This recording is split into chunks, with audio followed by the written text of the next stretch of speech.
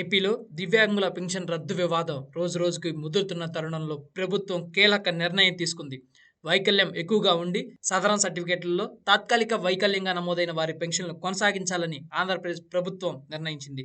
40% కంటే ఎక్కువ వైకల్యం ఉన్న వారికి ఇది ఊరట ఇచ్చే విషయం. అర్హులైన వారికి పెన్షన్లు యథావిధిగా పంపిణీ చేయాలని సీఎం చంద్రబాబు ఆదేశాలు జారీ చేశారు. దివ్యాంగుల పెన్షన్ల పంపిణీపై ఏపీ ప్రభుత్వం గతంలో తనిఖీలు చేపట్టింది. అర్హులైన వారు ఎంపీడీఓ కార్యాలయం నుంచి అప్పీల్ చేసుకోవచ్చని సూచించింది. 40% కంటే ఎక్కువ వైకల్యం ఉండి తాత్కాలిక వైకల్యంగా సదరన్ సర్టిఫికెట్లో నమోదైన వారికి పెన్షన్లు కొనసాగించాలని ఈ మేరకు సీఎం చంద్రబాబు నిర్ణయం తీసుకున్నారు. వైద్య ఆరోగ్య శాఖ తనిఖీల్లో కొందరికి ఇలా జరిగింది. అర్హులైన వారికి నోటీసులు వెనక్కి తీసుకొని పెన్షన్లు ఇవ్వాలని చంద్రబాబు ఆదేశాలు జారీ చేశారు. ఈ నిర్ణయం వైకల్యం ఎక్కువగా ఉండి సదరన్ సర్టిఫికెట్లో తాత్కాలికంగా వైకల్యంగా నమోదైన వారికి ఊరట ఇచ్చే విషయం. పెన్షన్ల పంపిణీ యథావిధిగా కొనసాగుతుందని సెర్ఫ్ ఈ మేరకు జిల్లా అధికారులకు ఆదేశాలు జారీ చేసింది. ఏపీ ప్రభుత్వం గతేడాది డిసెంబర్ నుంచి రాష్ట్ర వ్యాప్తంగా దివ్యాంగ, హెల్త్ కోటాల పెన్షన్లు తీసుకుంటున్న వారిలో అనర్హులు ఉన్నారనే ఫిర్యాదులతో తనిఖీలు చేపట్టింది.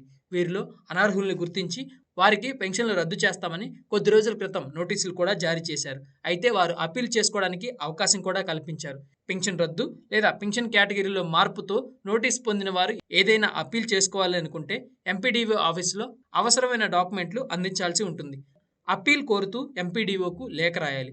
ఆధార్ కార్డు జిరాక్స్, పెన్షన్ రద్దు, పెన్షన్ మార్పు నోటీసు, సదరన్ సర్టిఫికేట్ పాతది, సదరన్ సర్టిఫికేట్ కొత్తది, అలాగే పెన్షన్ లబ్ధిదారుడికి సంబంధించిన ఏదైనా ఒక ఆసుపత్రిలో చికిత్స తీసుకున్న లేదా తీసుకుంటున్న డాక్యుమెంట్స్ సమర్పించాలి.